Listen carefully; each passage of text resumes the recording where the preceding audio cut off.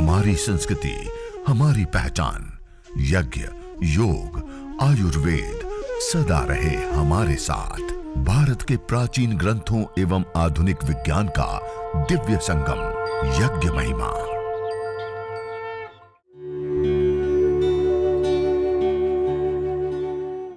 भारतीय संस्कृति में यज्ञ, योग एवं आयुर्वेद जैसी अमूल्य विद्याएं हैं, जिसका मूल है वेद। इतिहास की ओर दृष्टि डालें तो भगवान राम, भगवान कृष्ण से लेकर राजा महाराजाओं, ग्रामवासियों व अरण्यवासी ऋषियों की कुटियों तक नित्य व नैमित्तिक यज्ञों का प्रचलन देखने को मिलता है। हम अभी तक जो यज्ञ करते हुए आ रहे हैं, कर रहे हैं, आप में से कितने लोग हैं प्रतिदिन अपने घर में हवन करते हो? कोई है अपने घर में प्रतिदिन हवन करते हैं? कोई नहीं करता है।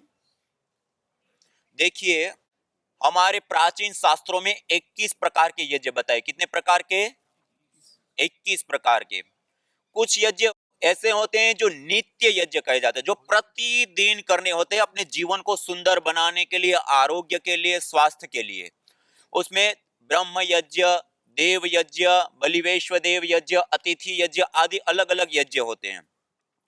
कुछ नैमित्तिक यज्ञ होते हैं, किसी निमित्त विशेष पे हम करते हैं, जैसे शादी विवाह से लेकर के 16 संस्कारों में, या फिर हम नया भवन बनाते तो वास्तु यज्ञ आदि करते हैं। किसी निमित्त से हम करते हैं, उसको नैमित्तिक यज्ञ कहते हैं। और कुछ काम्य यज्ञ, किसी कामना विशेष से प्रवृत्त होकर के जो हम यज्ञ करते हैं उसको काम्य यज्ञ कहते हैं। क्या कहते हैं?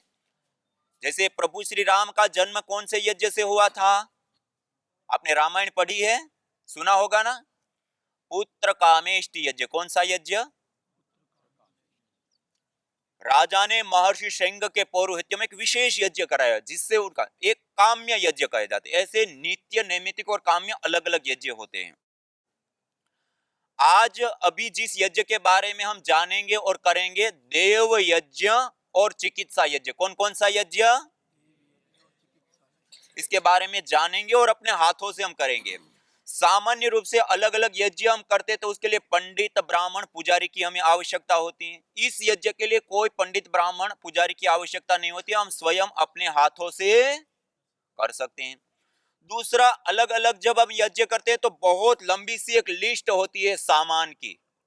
इसके लिए इतना सारा सामान की आवश्यकता, केवल 3 चीजें चाहिए नित्य प्रति। गाय के गोबर के उपले या स्टिक, कोई भी समीधा मानी लकड़ी, पीपल हो, बरगद हो, गुलर हो, पलास हो, समी है, अपामार्ग है, मदार है, गाय के गोबर के उपले या स्टिक है, कोई भी एक, छोटी छोटी 4-5। दूसरा, गाय का घी चाहिए 20 से 25 ग्राम। और तीसरा, हविष्यान हवन सामग्री चाहिए। रोगानुसार हवन करना है तो उसके अनुसार, अन्यथा सामान्य अपने घर के अंदर चावल होते हैं, तिल होते हैं, उससे भी हम हवन, यज्ञ, अग्निहोत्र कर सकते हैं। तो इस प्रकार से केवल 3 चीजें चाहिए। और समय, सामान्य यज्ञ करते तो घंटों समय लगता है, इस यज्ञ के लिए 7 से 10 मिनट का समय चाहिए। कितना चाहिए? 7 मिनट है हमारे पास। थोड़ी सी समीधा, थोड़ा सा घी और थोड़ी सी सामग्री है तो हम स्वयं अपने हाथों से इस यज्ञ को हम कर सकते हैं। और इस यज्ञ को करने पर अलग अलग बहुत सारे बेनिफिट्स प्राप्त होते हैं। सबसे पहला लाभ, देखिए, हम जिस जीवन शैली को जीते हैं उसमें जीवन जीने के लिए हमें शक्ति चाहिए ना। शक्ति होगी तो हम चलेंगे, शक्ति नहीं है तो रुक जाएंगे। तो शक्ति को प्राप्त करने के लिए हम क्या करते हैं? क्या करते हैं? आहार लेते हैं ना। वो आहार हम कितने रूपों में लेते हैं? कितने रूपों में लेते हैं? 3 रूपों में लेते हैं। कितने रूपों में? ठोस, द्रव और गैस। ठोस रूप में रोटी, दाल, चावल आदि लेते हैं, नहीं लेते हैं? द्रव रूप में पानी, दूध, जूस आदि लेते हैं। और गैस रूप में वायु। 3 रूपों में लेते हैं, नहीं लेते हैं? अभी जो 3 रूपों में हम आहार लेते हैं उसमें सबसे ज्यादा आहार कौन सा लेते हैं? 24 घंटे में भोजन कितनी बार करते हैं? ठोस रूप आहार, रोटी, दाल, चावल 2 बार, 3 बार। पानी, दूध, जूस आदि कितनी बार लेते हैं? द्रव रूप आहार 10 बार, 15 बार। ठंडी है तो थोड़ा कम, गर्मी है तो थोड़ा ज्यादा। और गैस रूप आहार वायु 24 घंटे में कितनी बार लेते हैं? कभी किसी ने गिना ही नहीं है कितनी बार लेते हैं। एनी टाइम, खाते पीते उठते बैठते चलते फिरते, यहां तक कि रात को सो जाएं तब भी हर एक सेकेंड हम कोई आहार ले रहे होते हैं। तो कौन सा आहार लेते हैं? वायु रूप आहार। हमारा सबसे ज्यादा आहार कोई होता है तो वायु रूप आहार, और ज्यादा के साथ साथ इंपॉर्टेंट, महत्वपूर्ण, जिसके बिना हमारा जीवन भी नहीं चल सकता है। हम रोटी दाल चावल ठोस रूप आहार लेना छोड़ दे, त्याग दे, तब भी हम 2 से 3 महीना जीवित रह सकते हैं। हम द्रव रूप आहार पानी दूध जूस आदि लेना छोड़ दे, तब भी हम 2 से 3 सप्ताह जीवित। लेकिन हम गैस रूप आहार वायु छोड़ दे तो कितनी देर रहेंगे? 2 से 3 मिनट भी जीवित नहीं रह सकते। सबसे ज्यादा के साथ साथ सबसे इंपॉर्टेंट, जिसके बिना 2 मिनट भी हमारा जीवन संभव नहीं है, वो कोई हमारा आहार है तो क्या है? वायु। और उस वायु का शोधन करना, पोषण करना, संवर्धन करना, उसको मेडिकेटेड बनाना, उसके अंदर जीवनीय शक्ति का संचार करने का कार्य इस यज्ञ के माध्यम से होता है, जो आज हम सब लोग मिलकर के करेंगे। ये अपने आप में एक बहुत ही बड़ा और महत्वपूर्ण विशेष लाभ होता है कि यज्ञ करने पर, हवन करने पर आरोग्य की प्राप्ति, स्वास्थ्य की प्राप्ति विशेष रूप से होती है। दूसरा, देखिए, हम जिस जीवन शैली को जी रहे हैं उसमें अलग अलग प्रकार की बहुत सारी समस्याओं से हम जूझ रहे हैं।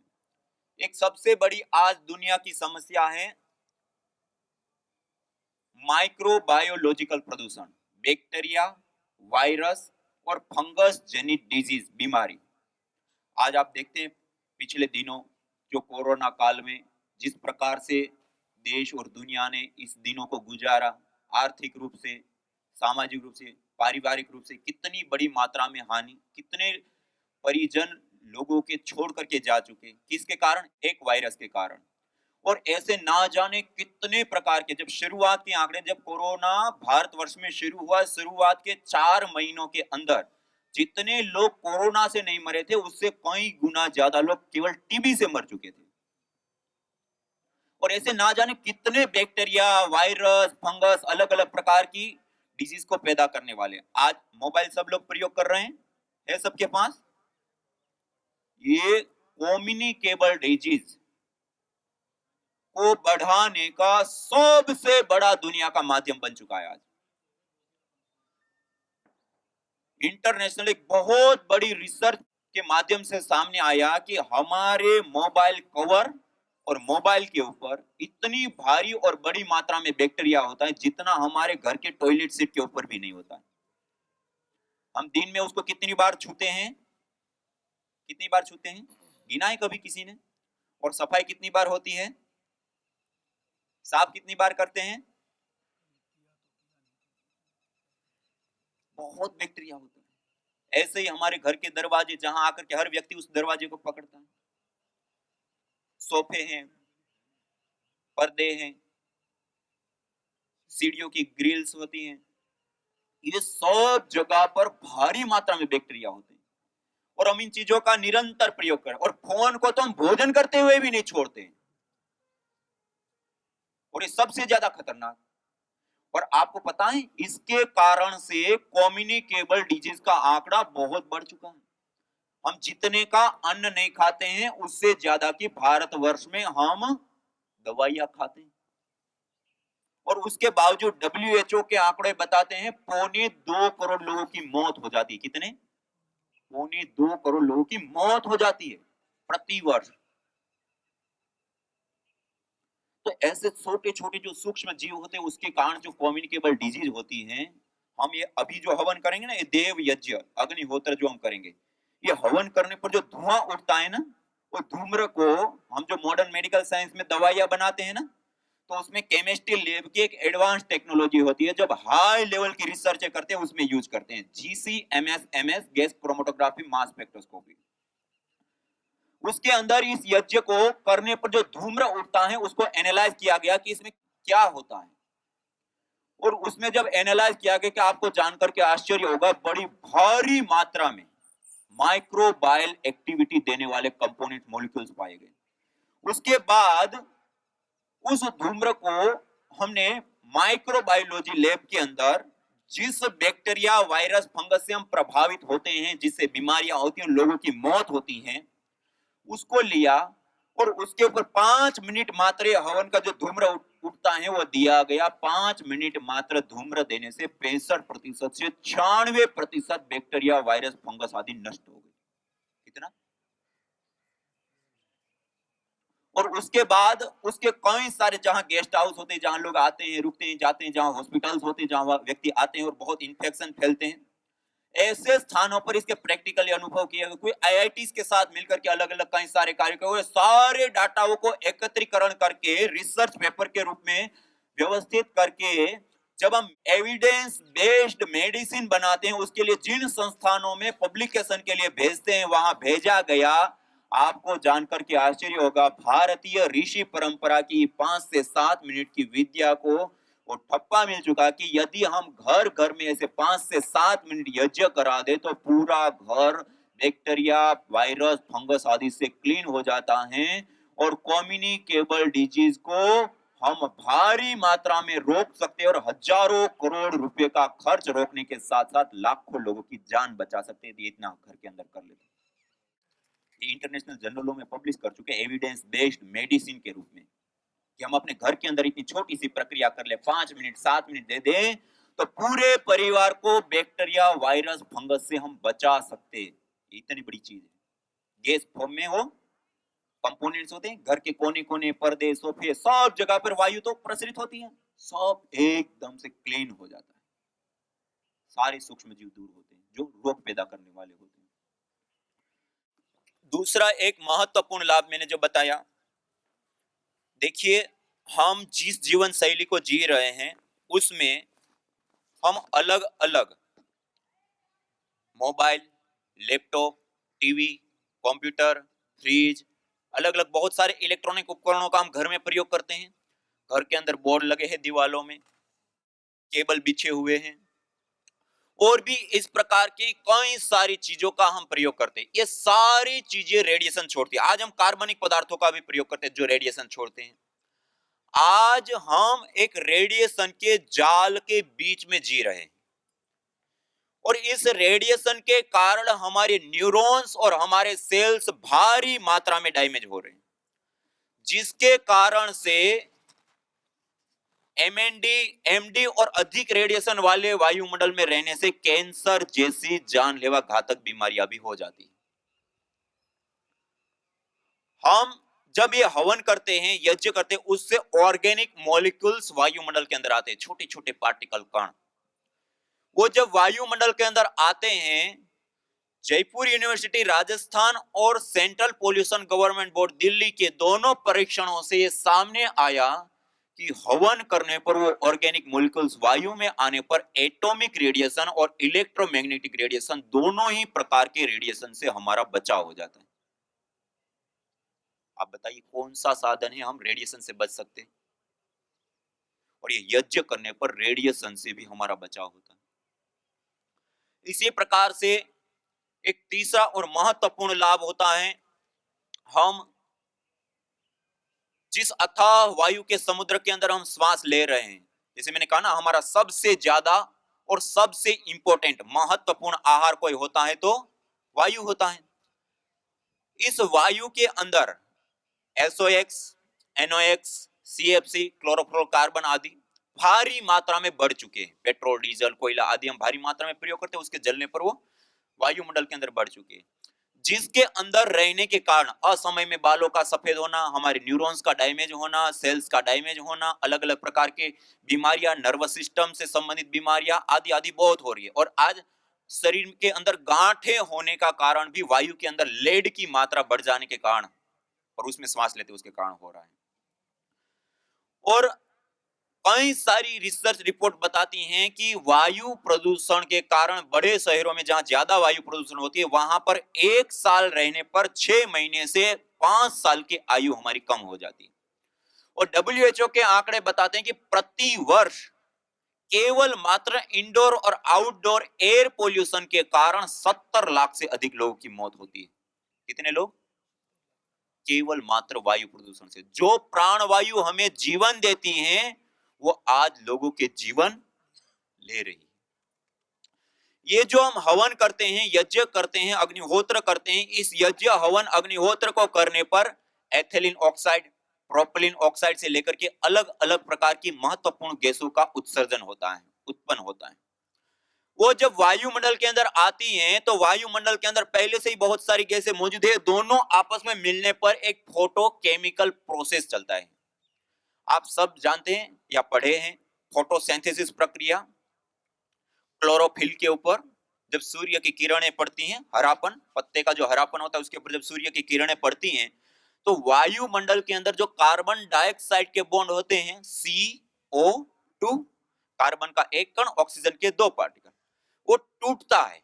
टूटने पर कार्बन को वो अवशोषित कर लेता है, अपना अंग बना लेता है, आहार बना लेता है और ऑक्सीजन अलग हो जाती है। सामान्य रूप से हम क्या कहते हैं? पेड़ पौधे ऑक्सीजन देते हैं। पेड़ पौधे कोई ऑक्सीजन नहीं देते। इस प्रोसेस से पहले ही बॉन्ड्स के रूप में बंधी हुई ऑक्सीजन है उसको अलग करने का काम करते हैं। ऐसे ही ये दूसरी प्रोसेस होती है फोटोकेमिकल प्रोसेस। गैस गैस के पार्टिकल आपस में मिलने पर, एक निश्चित टेम्परेचर मिलने पर उसके बॉन्ड टूटते हैं, बनते हैं, टूटते हैं, बनते हैं, जिसके परिणाम स्वरूप ये जो अथाह वायु के समुद्र को जिसको हम नहीं देख सकते उसमें ये आमूलचूल परिवर्तन निरंतर चल रहे होते हैं इस वायु में, जिसके परिणाम स्वरूप SOx, NOx, CFC आदि, जिसको हम पोल्यूटेंट गैसें कहते हैं, जिसको हम जहरीली गैसें कहते हैं, जिसको हम टॉक्सिक गैसें कहते हैं, जिसके कारण से 70 लाख से अधिक लोगों की मौत हो जाती है, वो गैसें यज्ञ करने पर न्यूट्रलाइज हो जाती है, खत्म होती है, दूर होती है। डॉक्टर ओम प्रकाश पांडे नासा में अंतरिक्ष वैज्ञानिक के रूप में, वरिष्ठ वैज्ञानिक के रूप में कार्य कर रहे हैं।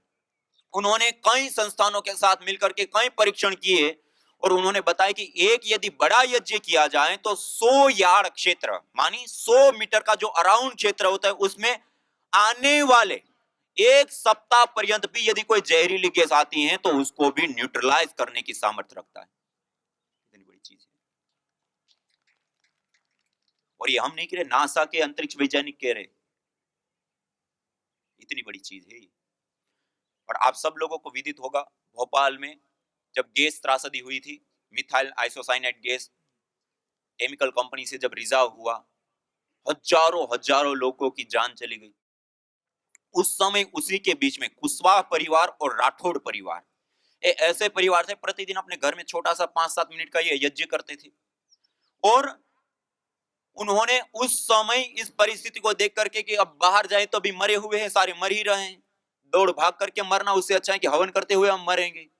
ऐसे करके उन्होंने हवन करना शुरू किया और आपको जानकर के आश्चर्य होगा, वो कुशवाहा परिवार को मैं मिल करके आया, उनकी पति, पत्नी, उनका बेटा और एक उनका पड़ोसी जो उनके घर पे आया, ये 4 लोगों ने हवन किया। वो चारों के चारों बच गए, चारों ओर लाशें बिछ गई थी उसके बीच में। मैं उनको मिल के आया, आपने क्या किया था, क्या डाला था, कैसे किया था? गाय की गोबर के उपले गाय का घी और हवन सामग्री, जड़ी बूटियां, चावल आदि से हवन किया, बच गए।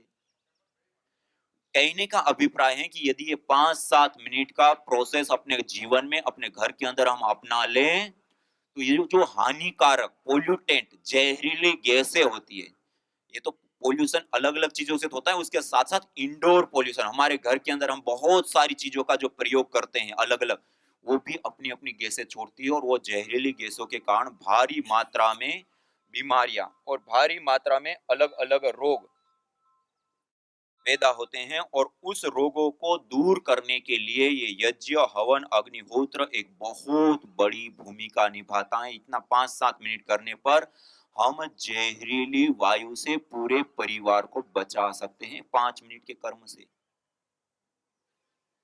और उसके साथ साथ एक विशेष लाभ देखिए, जिस अथाह वायु के समुद्र में हम श्वास लेते हैं, इसमें 2 प्रकार के पार्टिकल पाए जाते हैं। एक होते हैं धन आवेशित कण और एक होते हैं ऋण आवेशित कण। जहां पर शहरीकरण, औद्योगिकीकरण, भीड़भाड़ वाले इलाके होते हैं, ऐसे स्थानों पे स्वाभाविक रूप से धन आवेशित कणों की बाहुल्यता पाई जाती है।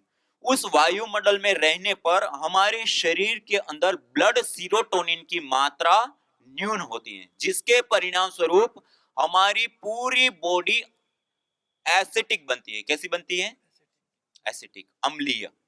और अम्लीय शरीर के अंदर अनेक प्रकार के रोग होते रहते हैं और दवाई लेने पर भी वो ठीक नहीं होते।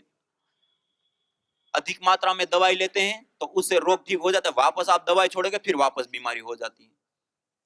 इसका मतलब बॉडी एसिटिक है। दूसरा होता है ऋण आवेशित कण, जहां पर नदी, झरने, तालाब, समुद्र के तट, पहाड़ी क्षेत्र, जंगल, ऐसे स्थानों पर ऋण आवेशित कणों की बाहुल्यता स्वाभाविक रूप से पाई जाती है। जब उस ऋण बाहुल्य वायुमंडल के अंदर रहते हैं तो दो लाभ विशेष रूप से प्राप्त होता है। एक, हमारे जो हार्मोन्स होते हैं उस हार्मोन्स को चेंज करता है, स्ट्रेस हार्मोन्स को डाउन लाता है और गुड हार्मोन्स को बढ़ा देता है। आप सब लोगों का अनुभव होगा, जब हम कहीं समुद्र के तट पे गए, नदी के किनारे पे गए या घना जंगल हो और वहां घूमने जाते हैं तो हमारी मन की अवस्था कैसी होती है? शांत होती है, प्रसन्नता होती है, आह्लादपन होता है, स्ट्रेस, तनाव या दुख की वृत्तियां गायब हो जाती है। क्यों? वो वायुमंडल ही ऐसा है, ऋण आवेशित प्राधान्य। और दूसरा लाभ होता है उस वायुमंडल के अंदर रहने से हमारी पूरी बॉडी अल्कलाइन हो जाती है, क्षारीय हो जाती है और क्षारीय शरीर के अंदर कोई रोग होता ही नहीं है। ये दो लाभ उस पार्टिकल के विशेष प्राप्त होते हैं। जो तुम चाहते हो रोगों से छुटकारा, तो लो नियमित यज्ञ का सहारा। यज्ञ की यह शुद्ध हवा सब रोगों की है दवा। आयुर्वेद ग्रंथों में यज्ञ को देवीय चिकित्सा कहा है और कहा, आयुर्वेदेषु यत् प्रोक्तम यस्य रोगस्य भेषजम तस्य रोगस्य शांत्यर्थम तेन तेनेव होमये। अर्थात आयुर्वेद के अंदर जिन रोगों की शांति के लिए जिन जिन औषधीय द्रव्यों का सेवन करने के लिए कहा जाता है, उन्हीं द्रव्यों से हवन करने पर वह रोग हमारे शांत हो जाते हैं, दूर हो जाते हैं, नष्ट हो जाते हैं। अतः आइए हमारे ऋषियों द्वारा प्रदत्त देवीय चिकित्सा यज्ञ को अपनाएं और अपने स्वास्थ्य को समृद्ध बनाएं।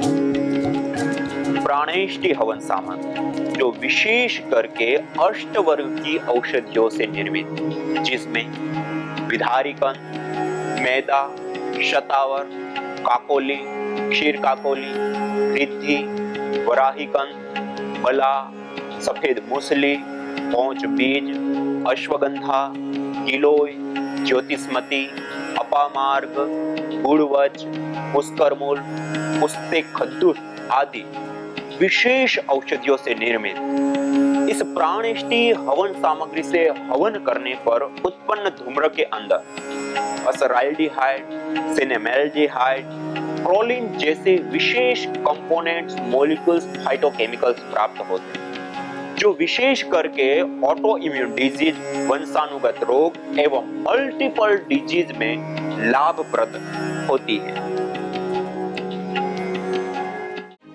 यज्ञ भारतीय संस्कृति का मूल है।